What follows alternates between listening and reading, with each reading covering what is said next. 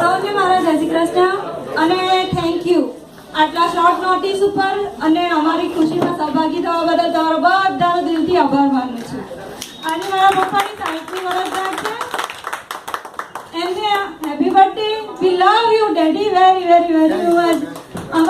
અને કહે છે ને પપ્પાની જિંદગીમાં એટલે એક દીકરીના જિંદગીમાં પપ્પાની બહુ અહેમિયત હોય. નાનપણથી મોટી થઈ હોય, પપ્પાની આંગળી પકડીને ચાલતા શીખી હોય અને આજે એમને 60 વર્ષ ચૂકી. હું તમને બધાને એક વસ્તુ કહી દઉં, અમે મારા પપ્પાની તિથિ પ્રમાણે બર્થડે ઉજવવામાં આ વખતે મોડા પડ્યા. મારા પપ્પાને બહુ દુઃખ થયું છે એટલે તમારા બધાની હાજરીમાં હું માફી માંગુ છું.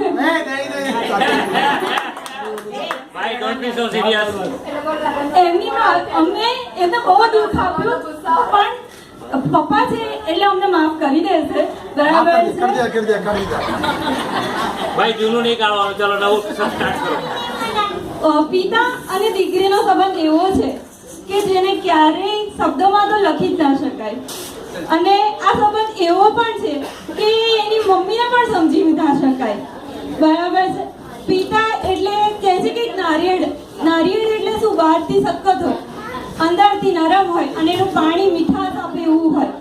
કારણ કે એ બહારથી એના પરિવારને સખ્તાઈથી રાખી શકે, અંદરથી નરમ હોય એટલે એના માટે લાગણી તો હોય પણ એ ક્યારેક બહુ રેર કેસમાં પ્રદર્શિત કરતા હોય છે.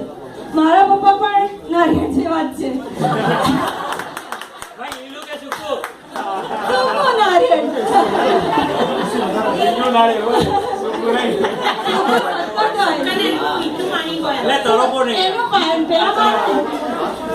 પપ્પા છે ને બહુ આ મમ્મી છે ને નાનપણમાં મને યાદ છે પપ્પાની મૂછો બહુ ઘાટી હતા. તો પપ્પા છે ને બહુ આમ એવું લાગે પપ્પા ગુસ્સામાં જ છે કારણ કે પપ્પા સિક્યુરિટી કરીને આવેલે ને એટલે તમે વારે વારે જઈને પૂછાય, પપ્પા તમે ગુસ્સે તો નથી, પપ્પા તમે ગુસ્સે તો નથી. આવા નાના નાના એટલા બધા પ્રસંગો છે કે યાદ કરવા બેસીએ તો વાર જ ના આવે. પણ સૌથી વધારે થેન્ક યુ મારા પપ્પાને એટલા માટે કે મારા જીવનનો સૌથી મોટો નિર્ણય જે મેં લવ મેરેજ કરવાનો લીધો એમાં મારા પપ્પાએ મને સૌથી વધારે સહકાર આપ્યો છે. એ બદલ હું મારા પપ્પાની ખરેખર ઋણી છું કારણ કે આજે એમના લીધે હું ખુશ છું કે ના મેં જેને પસંદ કર્યા એની સાથે હું મારું જીવન વિતાવી શકું છું. એટલે થેન્ક યુ. એક કવિતા મારા બેટા આઈ લવ યુ. એક કવિતા છે પપ્પાના માટેની. પપ્પા વિશે ઓછું બોલીએ, પપ્પા ઓછું બોલે પણ મનમાં તો ઘણું હોય એ આપણે મનમાં ઘણું સમજી લઈએ. એકલો ઘૂંટતા આગળ થતા પપ્પા, પરીક્ષા વખતે વાંચવા ઉઠાડતા એલાર્મ મૂકતા પપ્પા, દીકરીની ચાને અમૃતની જેમ પીતા પપ્પા, દીકરીની વિદાય વેળાએ અશ્રુભીની આંખે ઓળઘોળ થતા પપ્પા, સંતાનને ઉત્તમ બનાવવા અને સંતાન ઉત્તમ બને એ માટે ઉર્જા અને ઉષ્માનું કલ્પવૃક્ષ બનતા પપ્પા, સંતાનની દરેક પળે યુવાન થતા પપ્પા અને સંતાન વિના દરેક પળે વધુ ને વધુ ઘરડા થતા પપ્પા. પપ્પા વી લવ યુ લોટ. આટલા વર્ષમાં ક્યારેય અમારી કોઈ ભૂલ થઈ હોય તો દિલથી માફી માંગીએ છીએ અને we love you. Thank you all of you.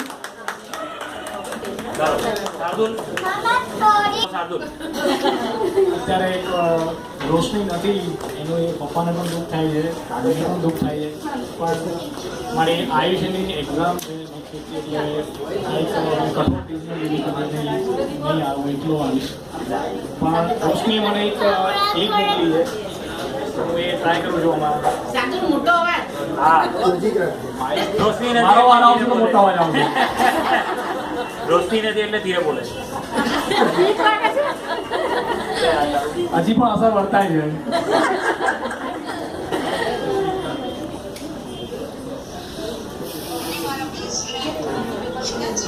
આવનારા વર્ષોમાં તમે ખૂબ સારું સ્વાસ્થ્ય આપે, હસતા અને ખુશીના રાખે તેવી આશા. Thank you for each and everything. અમારામાં સારા સંસ્કારનું સિંચન કરવા માટે તમારો ખૂબ ખૂબ આભાર. સદા ખુશ રહો તુમ યહી દુઆ માંગતે હૈ હમ. Once again happy birthday. Thank you, બેટા. Thank you. Thank you. હવે રોશનીનું તો ભૂલી ગયું, મારા બધી બોલું છે મારું પોતાનું પપ્પા ચોથી બોલવું જેટલી આ શબ્દ સાંભળવાની આંખની સામે એક હસતો ચહેરો, એક આત્મવિશ્વાસથી ભરેલો ચહેરો દેખાતો હોય ક્યારે જ્યારે પણ મેં પપ્પાને ક્યારેય મતલબ એમને આમ મોટા ભાગે મેં એમને હસતા જ જોયા છે. એમનો એવો માયાળુ સ્વભાવ છે, કોઈને ખરાબ નહીં કહેવાનું, કોઈનું ખરાબ નહીં કરવાનું, બધાનું સારું કરવાનું, અને એ જ સ્વભાવને લીધે બધે પ્રિય છે. ચાહે આઈપીએસએલનો સ્ટાફ હોય, ચાહે જીપીએલનો સ્ટાફ હોય, ચાહે ફ્રેન્ડ્સ હોય, ફેમિલી હોય કે ગાયન્સ હોય, બધે દરેક જણને પ્રિય થાય છે. પપ્પાએ શૂન્યમાંથી પણ સર્જન કર્યું છે, એવું નથી ઘણા બધા શૂન્યમાંથી સર્જન કર્યું છે, અહીંયા ઘણા બધા એવા છે વડીલો, પણ શૂન્યમાંથી સર્જન કરતી વખતે ઘણી કઠોર પરિશ્રમ તમારે કરવો પડતો હોય છે, અને એ પરિશ્રમ ક્યારેક ક્યારેક માણસના ચહેરા પરથી હાસ્ય છીનવી લે છે. પણ પપ્પા એવા છે કે આટલા કઠોર પરિશ્રમ વચ્ચે પણ એમનો હસતો ચહેરો હોય છે, હજી પણ હશે જ. પપ્પાની બીજી પણ એક સારી પાસું છે, એ છે નવી ટેકનોલોજી આત્મસાત કરવાની, નવું શીખતા રહેવાની. મને આઈજી ઘણી વાર કહે છે કે દાદાને કશું પણ વસ્તુ આપણે દાદા મચી જ પડે અને મચડી નાખે. એ તો ઠીક છે, એનો બાળ સ્વભાવ એનો બદલો છે. મારું એ માનવું છે કે એમની અદમ્ય એમની કુતુહલ છે, નવું શીખતા રહો, નવું આગળ વધતા રહો. આજે પપ્પાના 60 વર્ષ થયા છે, હું એવું કહું છું કે પપ્પા તમારા 20 વર્ષ છે અને 40 વર્ષનો તમારો અનુભવ છે. Very good.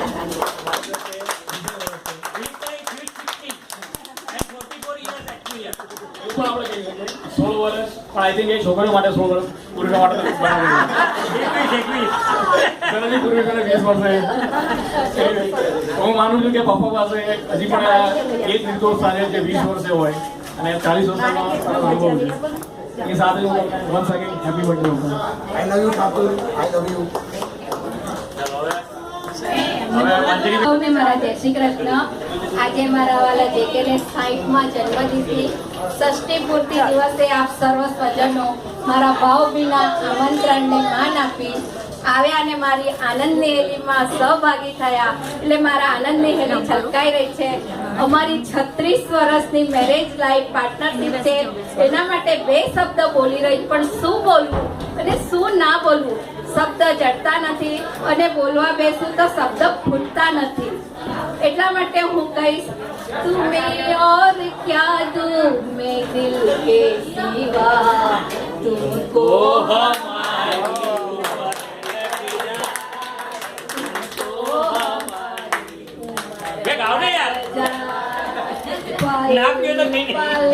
दिल के पास तुम रहते हो, तेरी मेरी तेरी प्रेम कहानी है, दिल दो शब्दों में बयान ना हो पाए, बहुत प्यार करते हैं तुमको सनम, मुस्कुराने की वजह तुम हो, गुनगुनाने की वजह तुम हो, दिया जाए ना जाएगा ओरे पिया हमें और जिंदगी चाहत न होती अगर तुम न होते, अगर तुम न होते।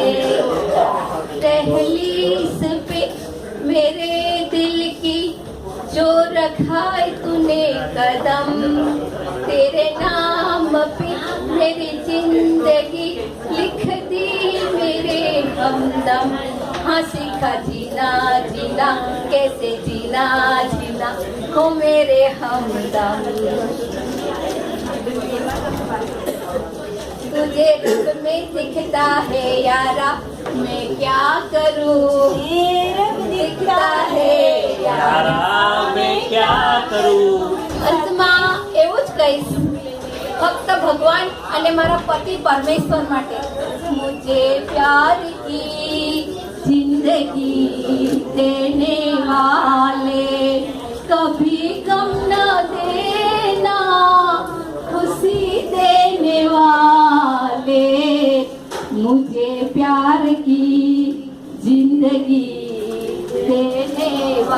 આવે जमाने में तुझसे कोई नहीं और प्यारा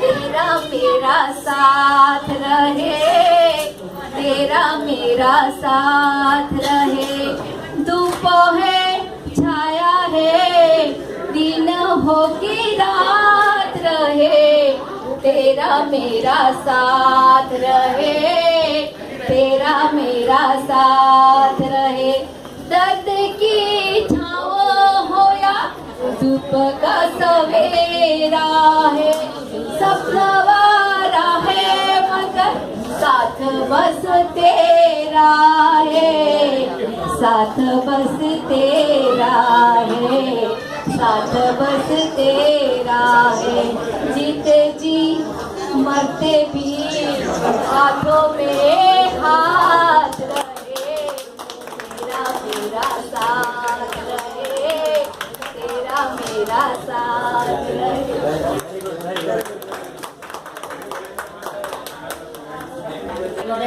जमजो हाँ